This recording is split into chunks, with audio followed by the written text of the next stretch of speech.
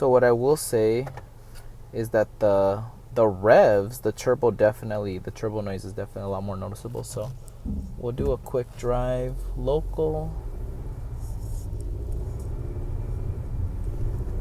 See if we pick anything up. We'll get on the highway and see what's up.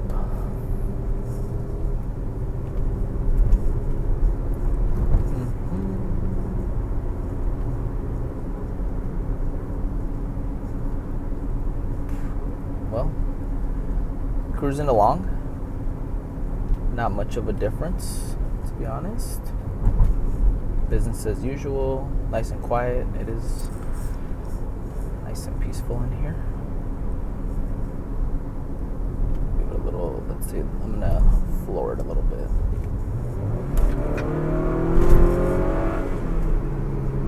So what is noticeable that was not noticeable before, that wasn't even a little bit of throttle, that was full throttle.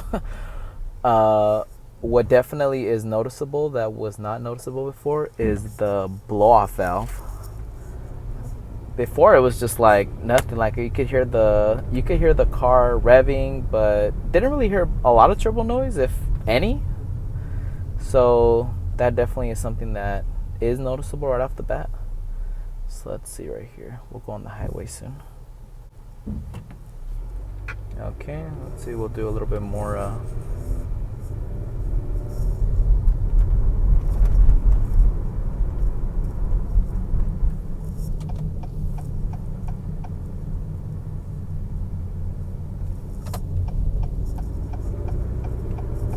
I can hear the turbo noise a little more on throttle.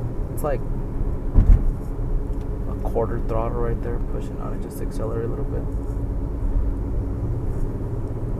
Oh yeah, I can hear the turbo build up a lot more. It's still subtle, just kind of, but you can kind of hear a little bit. Just, I don't know if the mic will pick it up. Let's see. I'll be quiet right here. Let me step on it.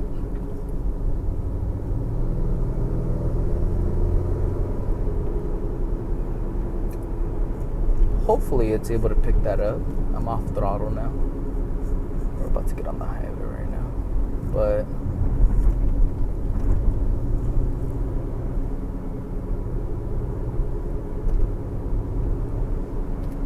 yeah, the turbo buildup, that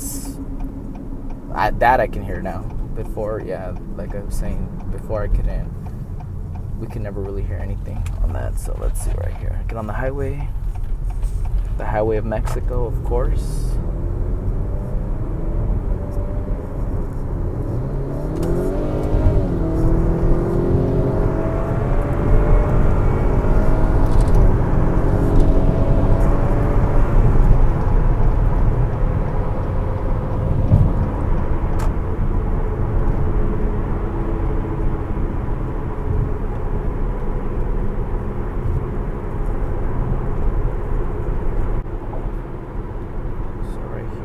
Accelerate.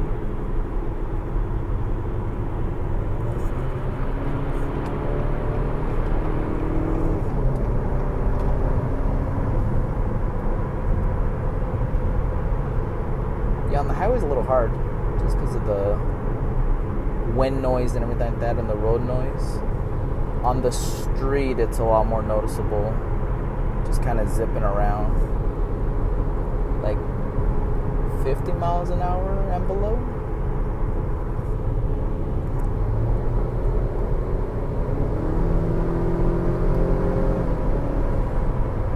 Oh, I can hear the letting off throttle right there. So that was about 50% throttle. When I let off the blow-off valve, I can hear very subtle. Let me see if I can dump it. Oh yeah, so cutting off the throttle quickly, that's more noticeable for the blow-off valve. Let's exit. So those pulls were in comfort, so that was actually it wasn't too bad like that. So now we put it in sport, in the sport plus setting that I have here. Hold on, let me merge back onto the highway. So now, okay, so the pools before were in comfort mode. Now this is in Sport Plus, so we'll kind of get on it right here a little bit.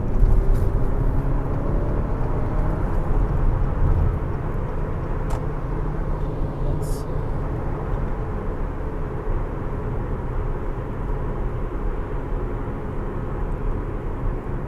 I think in comfort, I noticed that the throttle is a little bit. I think in comfort, which is most of the time we're driving in, the throttle's a lot more responsive. Now in sport, let me see. There's a lot of people heading to Mexico. Who would have thought? Let's see.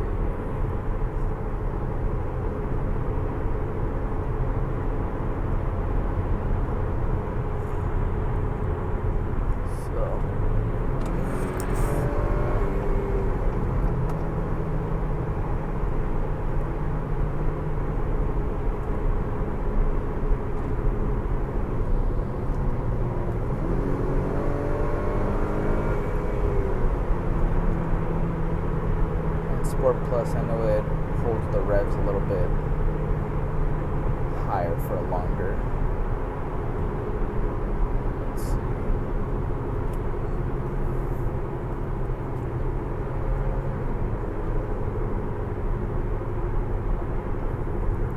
Slow down a little bit. Full throttle.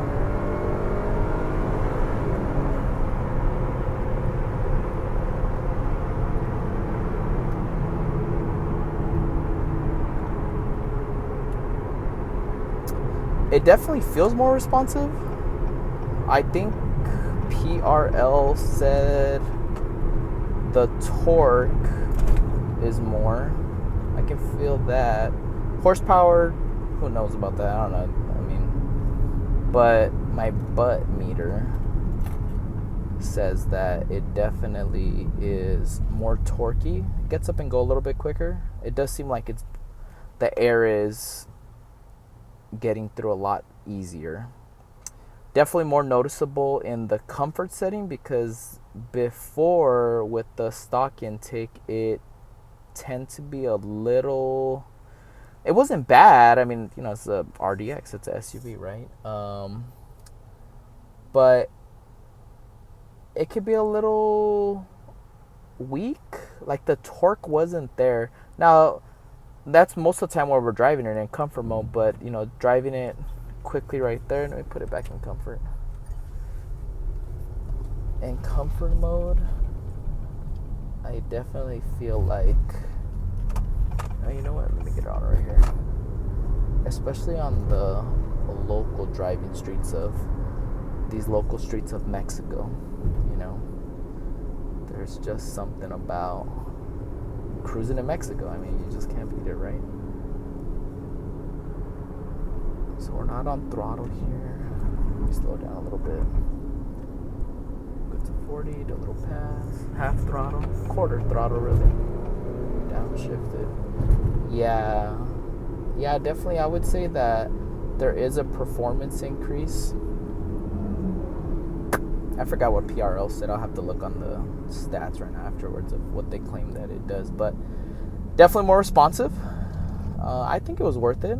$160. I mean, I was at the dealer, had to replace the intake, the air filter, actually, the intake filter, and they wanted to charge me $80, and I was like, man, I'll do it myself, you know. And I was looking for a reusable one. K&N is usually what I go with, but saw PRL was a big brand that a lot of people use for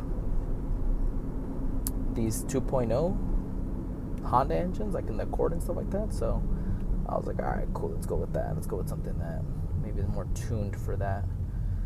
But yeah, I think definitely $160, you know, one and done, you know, replace the intake and it's good to go. I think it's worth it.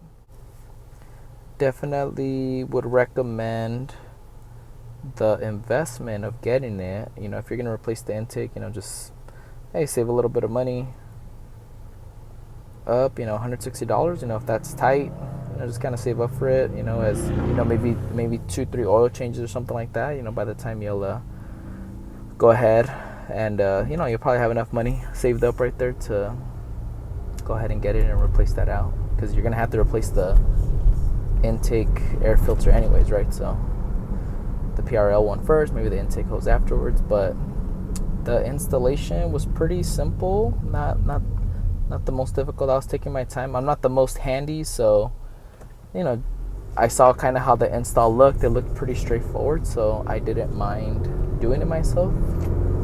Let's see. Oh yeah, definitely more torquey. And again, most of the time we're driving it in comfort mode. I mean, we're just commuting with this, but it does feel more responsive, so that's good. I think that's great. I'm happy with that. The turbo noises are a nice plus.